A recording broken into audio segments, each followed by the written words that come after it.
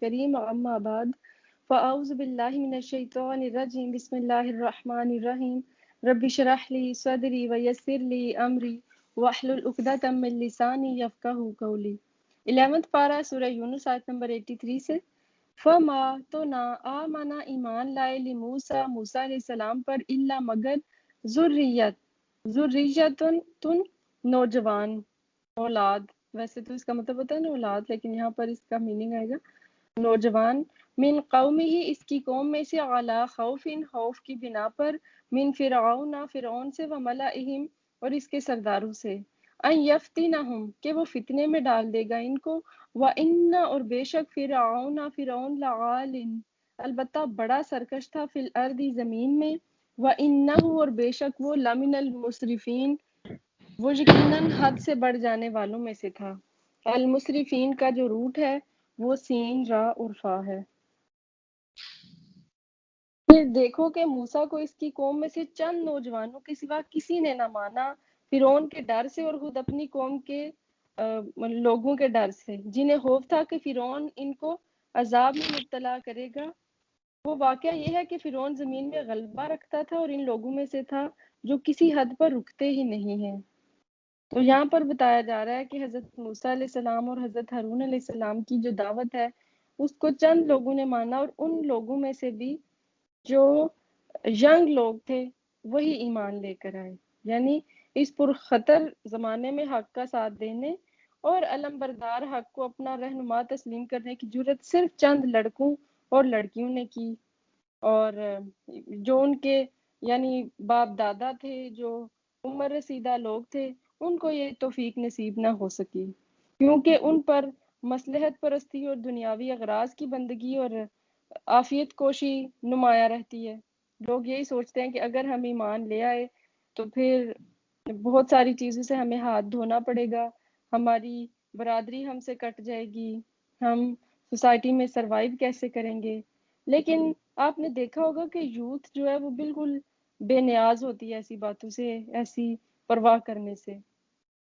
وہ اگر کسی چیز کو اڈاپٹ کرنا چاہیں، گیٹ کرنا چاہیں، تو وہ اس پر یعنی اچھے دل سے ایمان بھی لے آتے ہیں، مان بھی لیتے ہیں، اور پھر پوری انرجی اس پر لگا دیتے ہیں۔ تو بالکل اسی طرح ہی حضرت موسیٰ علیہ السلام اور حضرت ہارون علیہ السلام پر یعنی جو لوگ ہیں جو بڑی ایج کے تھے وہ تو اس کے فرعون کے روب میں آ کر اور اس کے خوف اور ڈر سے پیچھے ہٹ گئے، لیکن نوجوان ایمان لے آئے۔ اور اسی طرح اگر نبی صلی اللہ علیہ وآلہ وسلم کے مشن کو ہم دیکھیں تو مکہ کی آبادی میں سے بھی محمد صلی اللہ علیہ وآلہ وسلم کا ساتھ دینے کے لیے جو لوگ آگے بڑھے تھے وہ قوم کے بڑے بوڑھے اور عمر رسیدہ لوگ نہیں تھے، بلکہ وہ نوجوان ہی تھے۔ یعنی وہ ابتدائی مسلمان جو ان آیات کے نزول کے وقت ساری قوم کی شدید مخالفت کے مقابلے میں اسلام کی حمایت کر رہے تھے، وہ لوگ ان میں کوئی بھی بوڑھا نہیں تھا، سب جوان تھے، جیسے حضرت علی،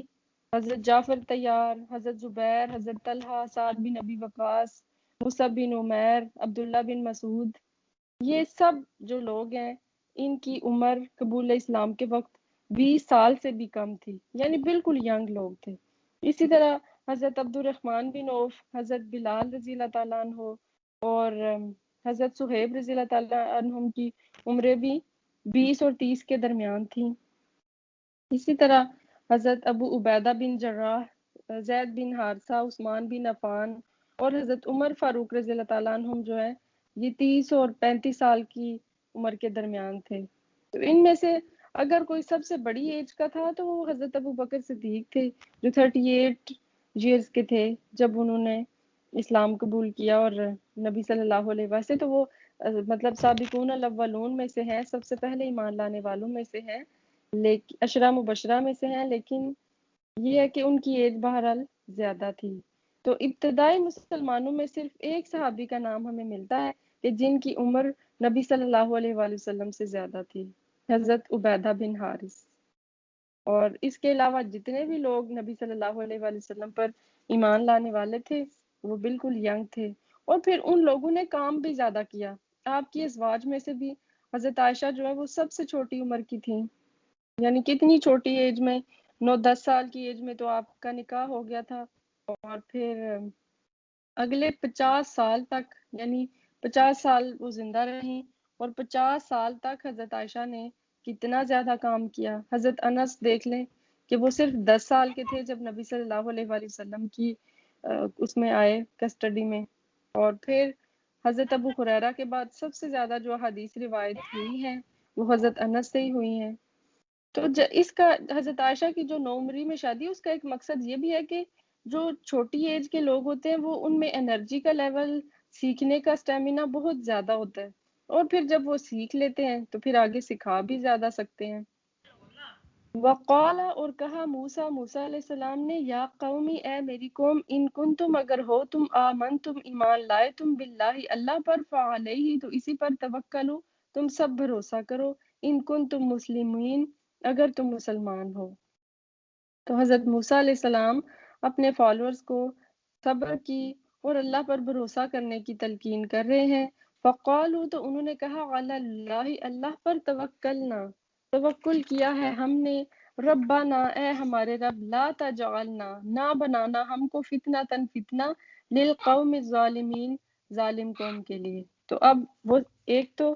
یعنی دعا کر رہے ہیں، کیونکہ مومن کا سب سے بڑا ہتھیار تو خود دعا ہی ہے، اور اس کے ساتھ ساتھ توکل کر رہے ہیں، اللہ تعالیٰ پر بھروسہ کر رہے ہیں۔ وَنَجِّنَا، اور نجات دینا ہم کو، برحمتک، اپنی رحمت کے ساتھ، من القوم الکافرین، کافر قوم سے۔ وَأَوْحَيْنَا، اور وحی کی ہم نے، اِلیٰ موسیٰ، موسیٰ علیہ السلام کی طرف، وَأَخِیہِ، اور اس کے بھائی کے۔ کون ہے ان کے بھائی؟ حضرت ہارون علیہ السلام۔ ان، یہ کہ، تبوّأ، تبوّأ کا ورڈ باؤ، وا اور حمزہ سے نکلا ہوا ہے، کہ جگہ تیار کرو، لقومکما، اپنی قوم کے لیے، بمصر، مصر میں، بیوتن، کچھ گھروں کو، وجعلوا، اور بنا لو، بیوتکم، اپنے گھروں کو، قبلتن، قبلہ، واقیموا الصلاۃ، اور قائم کرو نماز، وبشری، اور خوشخبری دے دیجئے، المؤمنین، مومنین کو۔ اور وہی کی ہم نے حضرت موسیٰ علیہ السلام اور ان کے بھائی کی طرف کہ تم جگہ تیار کرو اپنی قوم کے لیے مصر میں کچھ گھروں کو، اور بنا لو اپنے گھروں کو ہی قبلہ، اور قائم کرو نماز، اور خوشخبری دو مومنوں کو۔ تو مصر میں حکومت کے تشدد سے، اور خود بنی اسرائیل کے جو ایمان کی کمزوری تھی، اس کی وجہ سے مسلمانوں کے ہاں نماز با جماعت کا نظام بالکل ختم ہو چکا تھا، اور یہ ان کا شرازہ بکھرنے کی یعنی سب سے بڑی نشانی تھی۔ تو اس طرح ان کی جو دینی روح ہے وہ بالکل ڈیڈ ہو چکی تھی، کوئی اس میں اسپرٹ، کوئی اس میں جوش اور جذبہ باقی نہ رہا تھا۔ تو اس لیے حضرت موسیٰ علیہ السلام کو حکم دیا گیا کہ اس نظام کو نئے سرے سے قائم کریں، اور مصر میں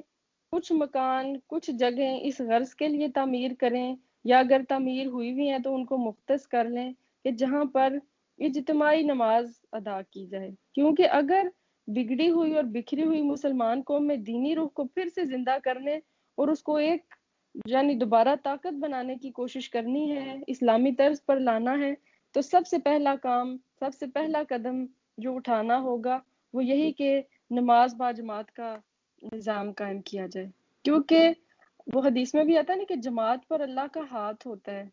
جماعت پر اللہ کی رحمت ہوتی ہے۔ جب کچھ لوگ مل کر کوئی کام کرتے ہیں تو وہ زیادہ بیٹر وے میں کر سکتے ہیں، اور ویسے بھی جو با جماعت نماز ہے اس کا اجر عام جو آپ اکیلے میں نماز پڑھتے ہیں اس سے 27 گنا زیادہ ہے۔ تو جو اکثر مفسرین ہیں وہ تو یہ کہتے ہیں کہ اگر ایک گھر میں 2-3 مرد، جیسے اکثر ہوتے بھی ہیں، باپ ہیں، 2-3 بیٹے ہیں یا بھائی ہیں، تو وہاں پر اگر وہ اکیلے نماز پڑھیں گے تو وہ گناہگار ٹھہریں گے۔ ان کو چاہیے جو 2-3 آدمی گھر میں ہیں کہ وہ جماعت کے ساتھ نماز ادا کریں۔ ویسے تو یہی ہے کہ مسجد اس کے لیے مختص ہو، لیکن کبھی ایسا بھی ہوتا ہے جیسے لاک ڈاؤن چل رہا تھا اور مساجد بھی بند ہیں، اور اسی طرح سے کبھی ایسا کرفیو لگا ہوتا ہے، کچھ ایسے حالات ہوتے ہیں کہ آپ گھر سے بالکل باہر نہیں نکل سکتے، جنگ کا سیزن جائے یا جنگ کا وہ چل رہا ہے سارا سین، تو اس کے لیے پھر آپ کو یعنی گھر میں ہی اپنی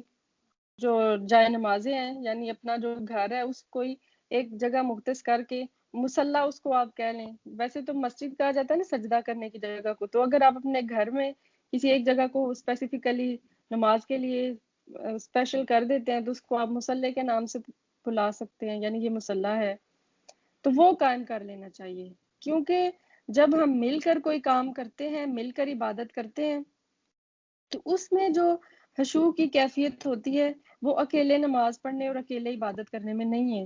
اور اس طرح یہ ہے کہ پھر جب باجماعت نماز ادا کی جاتی ہے تو نمازی آپس میں بھی ایک دوسرے سے ملتے ہیں، ان کے گلے شکوے دور ہو جاتے ہیں، ایک دوسرے سے محبت پیدا ہوتی ہے، کافروں کو بھی ان کی جمعیت اور طاقت کے بارے میں پتہ چلتا ہے۔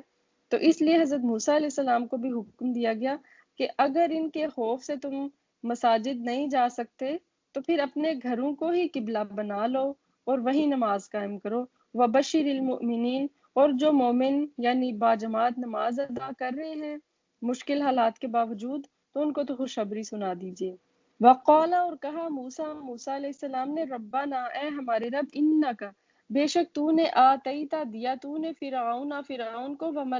وملأہ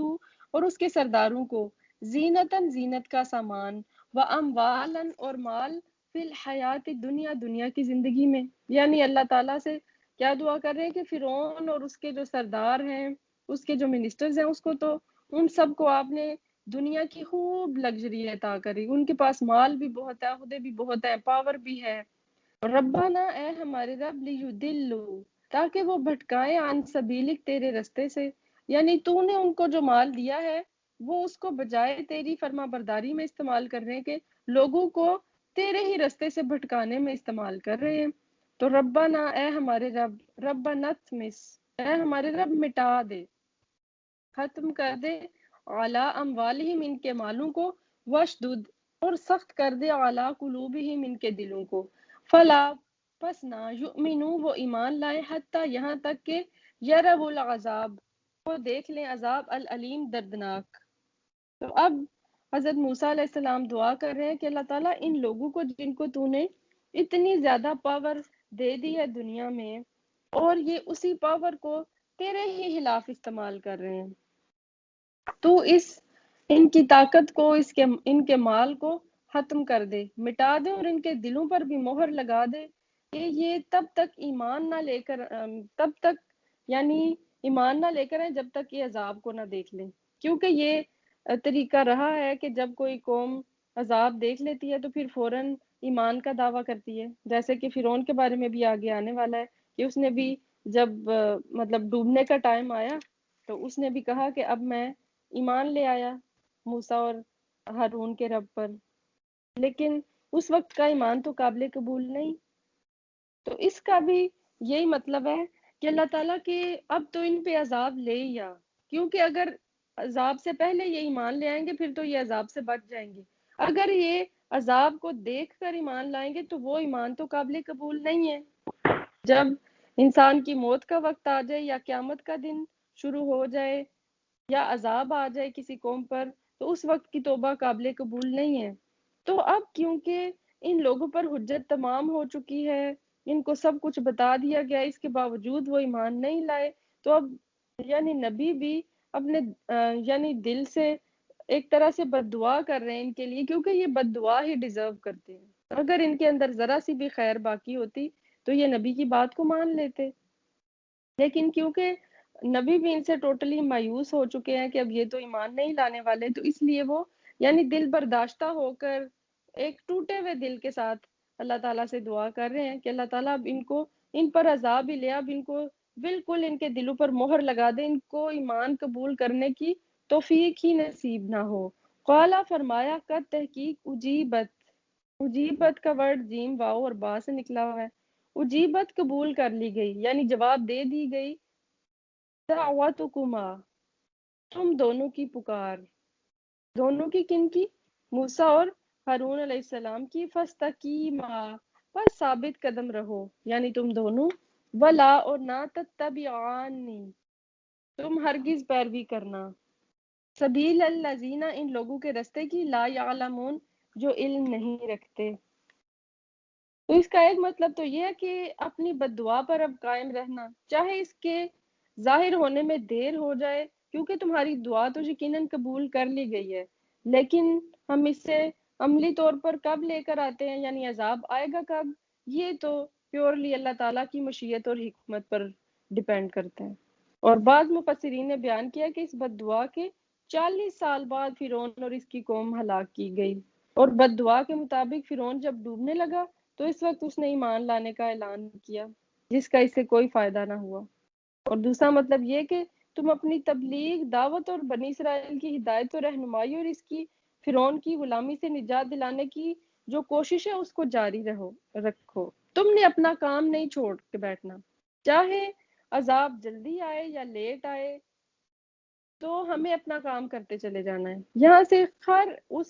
انسان کو جو ریفارمر بنا ہوا ہے، جو داعی اللہ کا کام کر رہا ہے، اس کے لیے یہ سبق ہے کہ چاہے عذاب جلدی آئے یا دیر سے آئے، کسی کوئی اپنے انجام کو پہنچے، کوئی کسی کو جزا ملے، سزا ملے، ہم نے اپنا کام کرتے چلے جانا ہے۔ تم نے اپنا کام کرنا نہیں چھوڑنا۔ وجاوزنا، اور گزار دیا ہم نے بھی بنی اسرائیل کو البحر، سمندر سے، فَأَتْبَعَهُمْ، پھر پیچھا کیا ان کا فرعون نے، وَجُنُودُهُ، اور اس کے لشکروں نے، بغین، ضد کے ساتھ، وعدوا، اور زیادتی کے ساتھ، حتیٰ یہاں تک کہ اذا، جب، ادرکہ کا ورڈ جو ہے درک سے نکلا ہوا ہے، دال، را اور کاف، کسی چیز کا ادراک کرنا، پا لینا، ادرکہ پا لیا اس کو، الغرق، غرق ہونے نے، قالا بولا، آمنت، میں ایمان لے آیا، انہو، بے شک وہ، لا الہ، نہیں کوئی الہ، الا مگر، الذی، وہ ہستی، آمنت، ایمان لائے، بھی اس پر، بنو اسرائیل، بنی اسرائیل، وانا، اور میں، من المسلمین، مسلمانوں میں سے ہوں۔ اور ہم نے بنی اسرائیل کو دریا سے پار کر دیا، پھر ان کے پیچھے پیچھے فرعون اپنے لشکر کے ساتھ ظلم اور زیادتی کے ارادے سے چلا، یہاں تک کہ جب ڈوبنے لگا تو کہنے لگا، میں ایمان لاتا ہوں جس پر بنی اسرائیل ایمان لائے، اس کے سوا کوئی معبود نہیں، اور میں مسلمانوں میں سے ہوں۔ تو یعنی وہ وقت کہ جب اللہ تعالیٰ نے حضرت موسیٰ اور ہارون کو حکم دے دیا کہ بنی اسرائیل کو فرعون کے تسلط سے نکال کے لے جاؤ، یعنی اس زمین کو چھوڑ کے چلے جاؤ، ہجرت کر جاؤ۔ جب بنی اسرائیل حضرت موسیٰ اور ہارون علیہ السلام کے ساتھ جا رہے تھے تو ان کے لیے تو موزانہ طور پر سمندر میں رستہ بن گیا، وہ خشک رستے پر چل کر اپنی قوم کے ساتھ جا رہے تھے۔ وہ جب رستہ پار کر چکے سمندر کا، تو جب عین اس وقت کے جب فرعون اور اپنے لاؤ لشکر اور اپنے مطلب گھوڑوں اور سواریوں کے ساتھ اور اپنے اسلحے کے ساتھ ان کے تعاقب میں نکلا، تو اللہ تعالیٰ نے سمندر کو حکم دے دیا کہ وہ مل جائے، اور ایگزیکٹ جب یہ بالکل سینٹر میں آ گیا تھا تو سمندر جو ہے وہ دوبارہ مل گیا، اور اسی طرح سے اس کا پانی بہنے لگا جس طرح وہ پہلے بہتا تھا۔ تو اس طرح فرعون اپنے سب مال و دولت اور لشکر اور اپنی جاہ و منصب کے ساتھ دریا میں غرق ہو گیا۔ تو پھر وہ جب اس نے دیکھ لیا انجام تو کہنے لگا کہ اب میں ایمان لاتا ہوں اس پر کہ جس پر بنی اسرائیل ایمان لائے، لیکن اس وقت کا ایمان تو قابل قبول ہی نہیں۔ ایمان تو تب لے کر آنا تھا کہ جب نبی تمہیں دعوت دے رہے تھے، اب تو عذاب آ چکا، اب جو ایمان ہے وہ صرف عذاب سے بچنے کے ڈر سے ہے، اس میں کوئی دل کی کیفیت شامل نہیں ہے۔ تو کہا گیا آن، کیا اب تو ایمان لے کر آتا ہے، وقت، حالانکہ تحقیق و عصیتا، تو نے نافرمانی کی، قبل، اس سے پہلے، وکنتا، اور تھا تو من المفسدین، فساد کرنے والوں میں سے۔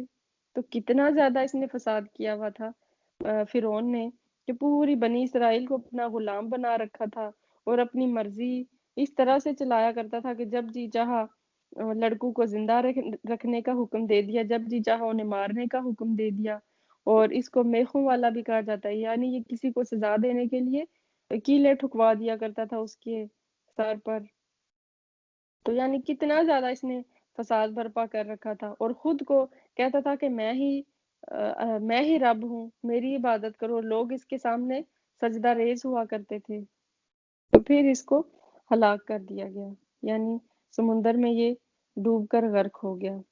فَالْيَوْمَ، تو آج، نُنَجِّی کا، ہم بچا لیں گے تجھ کو، بِبَدَنِکَ، تیرے بدن کے ساتھ، لِتَکُونَ، تاکہ تو ہو جائے، لمن، واسطے اس کے جو خلفہ کا تیرے پیچھے ہیں، آیا، ایک نشانی،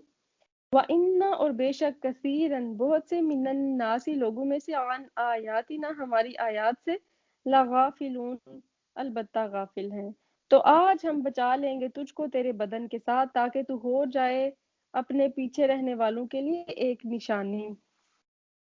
تو جب اس کو یعنی غرق کر دیا گیا سمندر میں تو لوگوں کو یقین ہی نہیں آتا تھا کہ وہ جو اپنے آپ کو اتنا بڑا بادشاہ اور رب سمجھتا تھا اور لوگوں کے دلوں پر اور ان کے ملک پر حکومت کرتا تھا، اتنی مطلب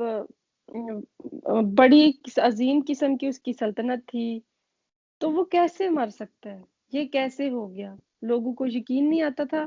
تو اللہ تعالیٰ نے پھر اس کی باڈی کو لوگوں کے لیے آیا ایک نشانی بنا دیا، ایک عبرت کا نشان بنا دیا۔ وَإِنَّ كَثِيرًا مِّنَ النَّاسِ عَنْ آيَاتِنَا لَغَافِلُونَ، لیکن اکثر ہم نشانیاں دیکھ کر بھی کوئی سبق نہیں سیکھتے۔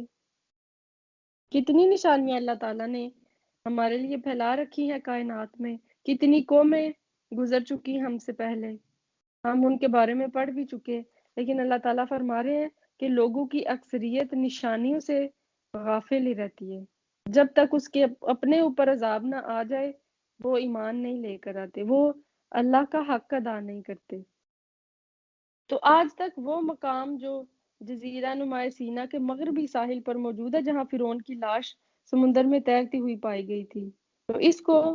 ابھی آج کل میں جبل فرعون کہتے ہیں، اور اس کے قریب ایک گرم چشمہ ہے جس کو مقامی آبادی نے حمام فرعون کے نام سے موسوم کر رکھا ہے، اور علاقے کے جو لوگ ہیں وہ اسی جگہ کی نشاندہی کرتے ہیں کہ فرعون کی لاش جو ہے، اس کی جو ڈیڈ باڈی ہے وہ یہیں پڑی ہوئی ملی تھی۔ تو آج تک قاہرہ کے جو مصر کے میوزیم میں اس کی ڈیڈ باڈی موجود ہے، اور 1907 میں سر گرافٹن لیڈ سمتھ نے اس کی ممی پر جب اس کے اوپر ریسرچ کی، اس کی باڈی سے پٹیاں وغیرہ ہٹائیں، تو اس کی جو آؤٹر لیئر ہے بونز کی، تو اس کے اوپر نمک کی ایک تہ جمی ہوئی اس نے پائی جو کھاری پانی میں رہنے کی وجہ سے اس کی باڈی پر آ گئی تھی، اور یہ اس کے غرق ہونے کی اور سمندر میں یعنی مرنے کی سب سے بڑی نشانی ہے۔ تو اللہ تعالیٰ نے اس کی ڈیڈ باڈی کو بھی ایک عبرت کا نشان بنا دیا۔ تو اب ہے تو وہ تب قاہرہ میں مصر میں میوزیم میں پڑا ہوا ہے، لیکن ایسا نہیں ہے کہ اس پر عذاب نہیں ہوتا ہوگا۔ چاہے کوئی انسان پہاڑوں میں مر جائے، اس کا ریزہ ریزہ ہو جائے، اس کو کیڑے مکوڑے کھا جائیں، کوئی جانور اس کو نگل جائے، کوئی آگ میں جل بھن جائے، جیسے فرعون ہے وہ ایک شیشے کے اس فریم میں پڑا ہوا ہے، لیکن جو قبر کا عذاب ہے وہ بہرحال اس کو ملتا ہی ہوگا۔ یہ کیسے؟ یہ تو اللہ تعالیٰ بہتر جانتا ہے۔ اور ادھر جو لوگ کام کرتے ہیں، ایک دفعہ یہ ریسرچ بھی آئی تھی کہ وہ کہتے ہیں کہ اس کی باڈی میں صبح اور شام کو اسپیشلی تھوڑی بہت وائبریشن سی ہوتی ہے، تو اس کے بارے میں آپ پڑھ بھی چکے ہیں کہ صبح اور شام اس پر آگ کا عذاب پیش کیا جاتا ہے۔ تو ہو سکتا ہے کہ جس وائبریشن کو وہ مطلب اس طرح کا نام دے رہے ہیں کہ یہ کیا ہے، یہ مسٹری ہے، تو وہ وہی اس کے قبر کا عذاب ہو، آگ کا عذاب ہو جو صبح اور شام اس پر پیش کیا جاتا ہے۔ تو اس طرح سے اللہ تعالیٰ نے اس کی ڈیڈ باڈی کو لوگوں کے لیے عبرت کا نشان بنا دیا کہ جو کوئی تکبر کرے گا، حق کا انکار کرے گا، تو اس کا انجام یہ ہوگا، اس کا منصب، اس کی دولت، اس کی اولاد، اس کا مال، اس کے کچھ بھی کام نہ آ سکا۔ وآخر دعوانا ان الحمد للہ رب العالمین۔